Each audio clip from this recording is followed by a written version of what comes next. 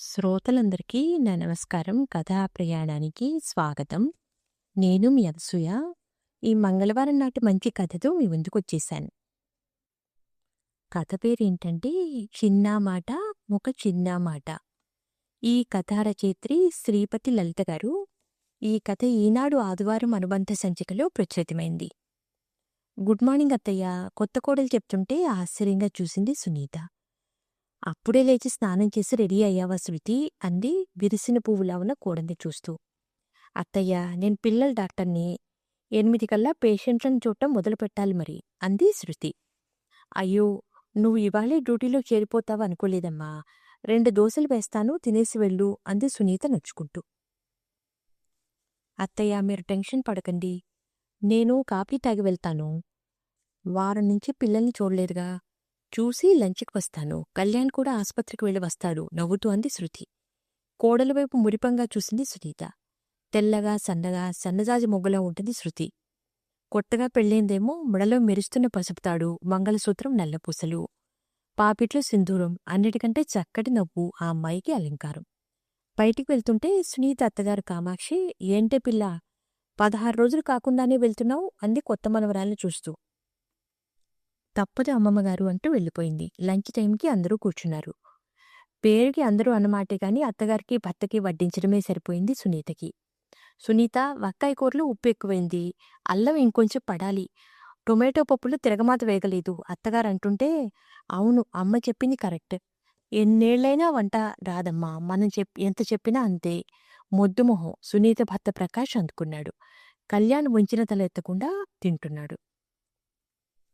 ఇన్ని వంకలు పెడుతూ కూడా టెన్నిస్ బాల్ అంత ముద్దలు గుటుకుమంటూ కామాక్షి తింటుంటే వేళ్లు నాకుంటూ తింటున్నాడు ప్రకాష్. అదంతా ఏమీ పట్టనట్లు, ఇంకొంచెం కూర వేయవా శృతి? నా వంటల్ని కొంచెం అలవాటవ్వాలి. మీ అమ్మ వంటలా ఉండదు, అంది సునీత. అవునత్తయ్య, మా అమ్మ వంటలా లేదు. మా అమ్మకి వంట రాదు, చాలా మటుకు నాన్నే చేస్తారు, నవ్వుతూ అంది. ఏమిటి, ఆడంగిలాగా మీ నాన్న చేస్తాడా వంట? మీ అమ్మ ఏం చేస్తుంది? అంది కామాక్షి అన్నంతో ఎండిన బుగ్గలు నూక్కుంటూ. మా అమ్మ స్కూల్ టీచర్ కదా అమ్మమ్మగారు.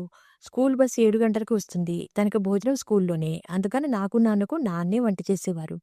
నాకు కొంచెం వంట వచ్చనుకోండి, అంది. ఆ తర్వాత శృతి గమనిస్తే సునీత చేసిన ప్రతి వంటని కామాక్షి, ప్రకాష్ విమర్శిస్తూనే ఉండేవారు. కాఫీలో పాలు తక్కువయ్యాయి, ఇడ్లీ గట్టిగా ఉంది, పచ్చడి మెరగలేదు, ఇలా అన్నింటికీ వంకలే. కళ్యాణ్ ఏమాత్రం పట్టించుకోకుండా ఒక ఋషిలాగా ఉంటే, మొహంలో విసుగు విచారం లేకుండా ఎప్పుడూ నవ్వుతూ ప్రశాంతంగా ఉండేది సునీత. అత్తగారిని అలా చూస్తే చిత్రంగా ఉండేది శృతికి. తట్టుకోలేక ఒకసారి శృతి సునీతని అడిగేసింది. మీరు చేసిన ప్రతి పనిని ఇద్దరూ తెగ విమర్శిస్తారు, మళ్ళీ ఒక్క పని కూడా చెయ్యరు. వాళ్ళ మీద మీ కోపం రాదా అత్తయ్య? మా అత్తగారు పాతకాలం మనిషి శృతి. కొడుకు ఎక్కడ తన చెయ్యి దాటిపోతాడనని భయం. మా పెళ్ళైన కొత్తల్లో ఒకరోజు ఆవిడ పెళ్ళాన్ని నెత్తిన ఎక్కించుకుంటే, దింపలేవురా, పొరపాటున ఏదైనా బావుందని, వంట బాగా చేశావని పొగిడితే మర్నాటినుంచి నీకు గడ్డి పెడుతుంది. ఏవో వంకలు పెడుతూ ఉంటే ఇంకా బాగా చేస్తుందని చెప్తుంటే విన్నాను. తల్లి మాట జవదాటని కొడుకు మీ మామగారు. అప్పటికీ బావుందంటే ఇంకా బాగా చేసి పెట్టాలనిపిస్తుంది. వంకలు పెడితే అది కూడా చెయ్యాలనిపించదు అని చెప్పాను. వాళ్ళ పద్ధతిలో మార్పు లేదు. మొదట్లో కోపం వచ్చి ఏమీ చెయ్యాలనిపించేది కాదు. తర్వాత అసలు వాళ్ళ మెప్పు కోసం ఎందుకు చెయ్యాలి? నేను నా కొడుకు రుచిగా తినాలి, అవే వాళ్లకు పెడతాను, మెచ్చుకోకపోయినా లెక్క చేయను అనుకున్నాను. మా అత్తగారు చెడ్డది కాదు. ఉన్న ఒక్క కొడుకు తన గుప్పెడి నుంచి జారిపోతాడనే భయం, అంది సునీత నవ్వుతూ. శృతికి అది నచ్చలేదు. తమ ఇంట్లో ఎవరు ఏ చిన్న పని చేసినా మెచ్చుకోవడం, ప్రోత్సహించడం అలవాటు. ఆఖరికి అది ఇంట్లో పనిచేసే అమ్మాయినా సరే.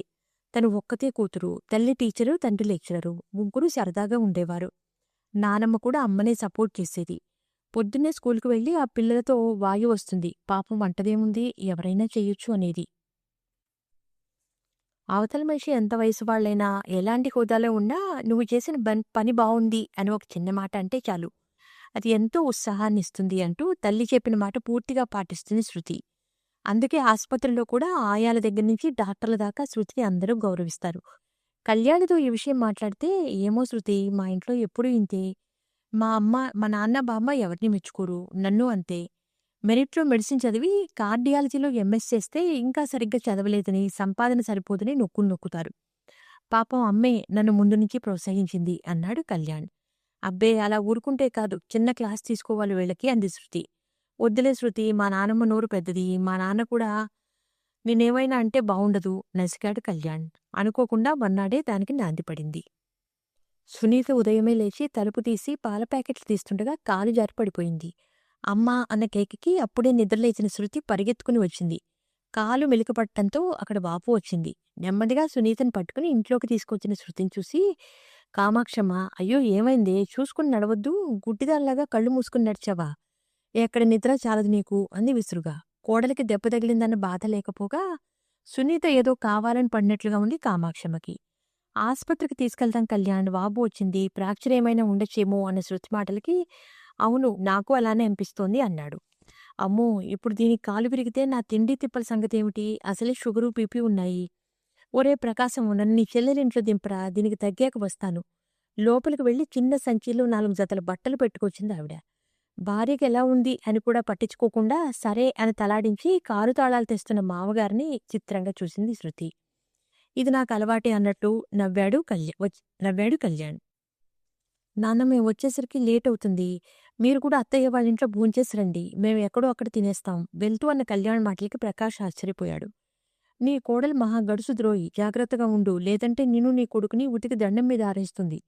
సందు దొరికిందని కామాక్షి కొడుకు నీతిని చెప్పింది. తల్లి మాటలకి గంగిరెద్దులా తలాడించాడు పుత్రరత్నం. అదృష్టవశాత్తు సునీతకి ఫ్రాక్చర్ అవ్వలేదని, బాగా బెణికిందని చిన్న బ్యాండేజ్ వేసి కనీసం 10 రోజులు కాలిమీద బరువు వేయొద్దన్నారు. ఎముకలు బాగా బలహీనంగా ఉన్నాయని, అక్కడ బలం పెడితే విరిగే అవకాశం ఉందని చెప్పారు డాక్టర్. కాల్షియం తక్కువగా ఉంది కనుక మందులతో పాటు పాలు, పెరుగు బాగా తీసుకోవాలని, కాలువాపు తగ్గాక రోజూ కనీసం అరగంట వాకింగ్ చేయమని సూచించారు. ఇంటికి వచ్చాక సునీతను నెమ్మదిగా బెడ్రూంలో పడుకోబెట్టి కిచిడీ చేసింది శృతి. వేడివేడిగా పెడితే తిని, కూతురు లేదనే లోటు ఈరోజు తీరిపోయిందమ్మా సంతోషంగా అంది సునీత. సాయంత్రానికి వచ్చాడు ప్రకాష్. వచ్చాక కనీసం ఎలా ఉంది, ఏం చెప్పాడు అని కూడా అడగలేదు. కాసేపు చూసి శృతి చెప్పింది, అత్తయ్యకి 2 వారాలు పూర్తి రెస్ట్ కావాలి. మీరు సాయం చేస్తానంటే సరే, లేదంటే మనిషిని మాట్లాడతాను. తలూపాడు ప్రకాష్. అది దేనికో అర్థం కాలేదు. పడుకునేలోగా 2-3 సార్లు శృతి అత్తగారి దగ్గరికి వెళ్లి వాకర్ సహాయంతో బాత్రూంకి తీసుకెళ్ళింది. చీర మార్చి నైటీ వేసింది. అన్నింటినీ బెల్లం కొట్టిన రాయిలా చూస్తున్నాడు కానీ ఏమీ సాయం చేయలేదు ప్రకాష్. పైగా శృతి రూంలోకి వచ్చినప్పుడల్లా ముఖం చిట్లించి చూస్తున్నాడు. నేను మనిషిని మాట్లాడాను. రేపు వస్తుంది. 2 వారాల పాటు ఇక్కడే ఉంటుంది. అత్తయ్యగారు, ఆ అమ్మాయి అమ్మమ్మగారి రూంలో ఉంటారు అంటే తలూపాడు ప్రకాష్. సాయంత్రం అన్నం వండి అరటికాయ వేయించి పప్పు చేసింది శృతి. సునీతకు ముందే పెట్టి అందరికీ వడ్డించి తను కూడా తినడం మొదలెట్టింది. కూర ఇంకా వేయాలి, నూనె తక్కువగా వేశావు, పప్పులో ఇంగువ ఘాట్లేదు అలవాటుగా అన్నాడు ప్రకాష్.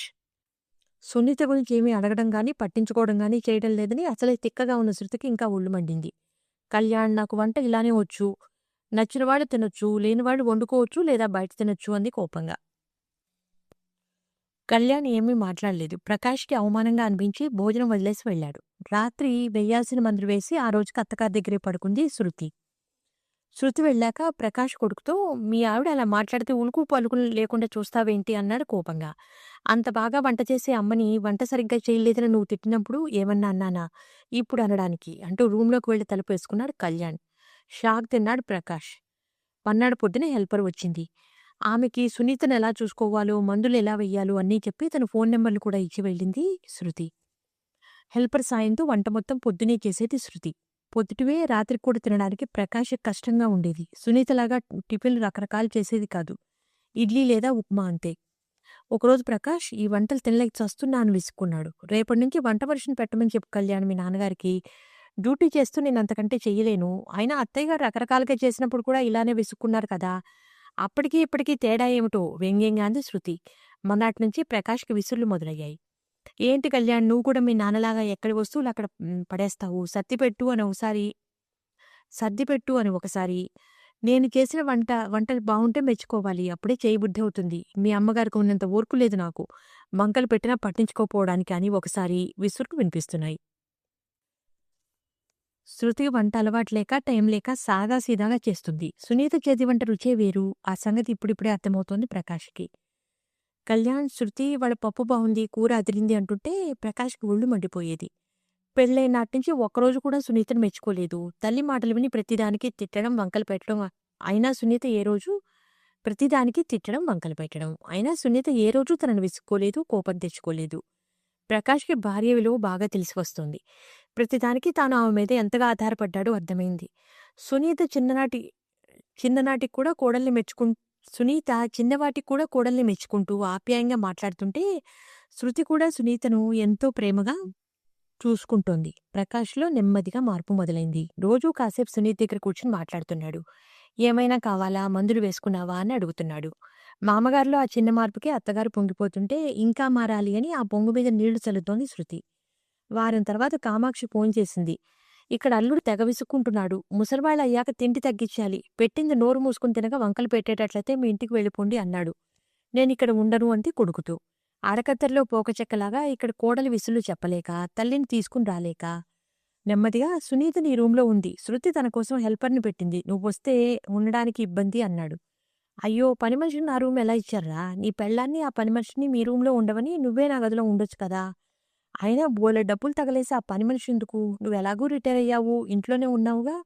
ఆ మాత్రం సాయం చేయలేవా? తల్లి తిడుతుంటే కోపంగా ఫోన్ పెట్టేశాడు ప్రకాష్. 10 రోజుల తర్వాత సునీతకి కొద్దిగా తగ్గిందని హెల్పర్‌ని తీసేశారు. తనంతట తనే నెమ్మదిగా ఇంట్లో తిరుగుతోంది సునీత. కామాక్షమ్మ వెనక్కి వచ్చింది. సునీత కోసం పెట్టిన మనిషి తన రూమంతా పాడు చేసిందని ఒకటే సణుగుడు. శృతి ఆ రోజు ఇంట్లోనే ఉంది. వంట చేసి బల్ల మీద అన్నీ సర్ది అందర్నీ భోజనానికి పిలిచింది. బెండకాయ కూర, ముద్దపప్పు, సాంబారు, పెరుగు. అందరికీ కంచాల్లో కూర, పప్పు వేసి అన్నం పట్టించింది. కామాక్షమ్మ కంచంలో పదార్థాలు చూస్తూనే, ఇదేమి వంటే నా తల్లి, ఈ కూరేంటి, పప్పేంటి? బెండకాయ కూరలో నూనె, ఉప్పు, కారం ఏవీ లేవు. ముద్ద కలుపుకుని సాగుతోంది. ముద్ద కట్టుకుని సాగుతోంది. సాంబారు పలసగా ఘాటు లేకుండా ఉంది. నీకు వంట వచ్చని గొప్పలు చెప్పావు. ఇదేనా నీకు వంట రావడం? కనీసం 4 రోజులు మీ అత్తగారి దగ్గర నేర్చుకోవచ్చుగా అంది ఆవేశంగా. ఏమీ మాట్లాడకుండా ఉండిపోయాడు ప్రకాష్. అటు తల్లిని సమర్థించలేదు, కోడలిని ఏమీ అనలేదు. మౌనంగా అన్నం కలిపి తింటోంది సునీత. అవును శృతి, ఏంటి ఈ వంట? మా అమ్మ అంత బాగా వంట చేస్తేనే మా నాన్నకి, బామ్మకి నచ్చదు. ఇక నువ్వు చేసిన ఈ వంట ఎలా తింటారు? కొంచెం కోపం గొంతులోకి తెచ్చుకుని అన్నాడు కళ్యాణ్. ఎప్పుడూ మాట్లాడిన కళ్యాణ్ అలా అంటుంటే నోట్లో పెట్టుకోబోయిన ముద్ద కంచంలో పెట్టి ఆశ్చర్యంగా చూసింది సునీత. అలా అడగరా మనవడా, ఈ గడ్డి తినటం నా వల్ల కాదు అంటూ లేవబోయింది కామాక్షి. కూర్చోండి గట్టిగా గదిమింది శృతి. ఏంటి కళ్యాణ్, వంట బాగాలేదా? మీ బామ్మకి బీపీ ఎక్కువగా ఉంది. షుగర్ కంట్రోల్లో లేదు. ఆవిడ పాదాలు చూసావా, నీరు పట్టి వాచి ఉన్నాయి. 80 ఏళ్ల ఆవిడ ముప్పొద్దులా అన్ని పచ్చళ్ళు, స్వీటులతో ఆ తిండేంటి? మీ నాన్నగారికి షుగర్ పెరిగింది. మొన్ననే చెక్ చేశాను. వాళ్ళిద్దరికీ పూర్తి పచ్చె భోజనం పెట్టాలి. నిన్నటి వరకు ఉప్పులు, కారాలు, నూనె వేసి వైనంగా మీ అమ్మగారు వంట చేస్తే తీరిగ్గా కూర్చుని అందరూ వంకలు పెట్టారు. ఇప్పుడు ఆవిడ కాలినొప్పితో మంచం మీద ఉండి ఇంట్లో పనంతా నేను ఒక్కదాన్ని ఎలా చేసుకుంటున్నానో ఏమన్నా ఆలోచించారా? నా వంట ఎవరికి నచ్చకపోతే వాళ్ళు 2 రోజులు చెయ్యండి. నేను కూర్చుని తింటాను. పని చేయకుండా ఇలా వంకలు పెట్టడం నాకు నచ్చదు. గయ్యిమంది శృతి. ఏంటి అమ్మమ్మగారు, నేను అత్తయ్య గారి దగ్గర వంట నేర్చుకోవాలా? ఆవిడ వంటకి రోజూ వంకలు పెడతారుగా, మరి ఆవిడ దగ్గర ఎందుకు నేర్చుకోవాలి? 4 రోజులు మీరు చెయ్యండి, చూసి నేర్చుకుంటాను నేను. ఆవేశంగానే ఊపిరి పీల్చుకుంది. ఎర్రబడ్డ శృతి మొహం చూసి ఆమె చూడకుండా ముసిముసిగా నవ్వాడు కళ్యాణ్. ప్రకాష్ బిత్తరపోయి చూస్తున్నాడు. కొంచెం ముందుగా తేరుకున్న సునీత, ఊరుకోమ్మ శృతి. పెద్దావిడ, అమ్మమ్మగారితో నువ్వు అలా మాట్లాడకూడదు. రేపటినుంచి వంట నేను చేస్తానుగా, నీకెందుకీ గోల అంది. ఎన్ని రోజులు అత్తయ్య మీకీ చాకరీ? ఒక మెప్పు లేదు, మెహర్బానీ లేదు. కనీసం ఇవాళ వంట బావుందని కానీ, మా కోడలు మంచిది, నన్ను బాగా చూసుకుంటుంది అని కానీ ఒక చిన్న మాట లేదు. మీ కోపం ఎందుకు రాదసలు? ఉక్రోషంగా అంది శృతి. ఫక్కున నవ్వింది సునీత. నేను నిజంగా కోపం తెచ్చుకుంటే ఈ ఇంట్లో ఉండలేను శృతి. వీళ్ళకి ఒకరిని విమర్శించడం తప్ప మెచ్చుకోవడం రాదు. అందుకే నేను ఈ ఇంట్లో చేసే పని ఒక బాధ్యతగా చేస్తాను. ప్రేమగా చెయ్యలేను. ఇంకా ఏదో అనబోతుంటే కామాక్షమ్మ, అంటే మేము నిన్నేదో రాచి రంపాన పెడుతున్నామా? గట్టిగా పెద్ద గొంతు పెట్టి అంది. అది మీకే తెలియాలి. మీరు అన్నిటికీ వంకలు పెట్టడం, అది పట్టుకుని ఆయన నన్ను తిట్టడం. కొన్ని రోజులు ఏడ్చాను. కొంతకాలం బాధపడ్డాను. తర్వాత అలవాటు పడిపోయాను. ఆ తర్వాత పట్టించుకోవడమే మానేశాను. ఏదో కోడల్ని కంట్రోల్‌లో పెట్టానని సంతోషపడుతున్నారు కానీ, మీరు ఏం పోగొట్టుకున్నారో మీకు తెలీదత్తయ్యా. నా కొడుకు, కోడలు నన్నింత ప్రేమగా చూస్తుంటే నాకిప్పుడు అర్థమైంది మీరేం కోల్పోయారు. అందుకే మీరంటే జాలి తప్ప మరేమీ లేదు అంది సునీత. సునీత ఇలా మాట్లాడుతుందని ఏమాత్రం ఊహించని కామాక్షమ్మ కోపంతో ఊగిపోయింది.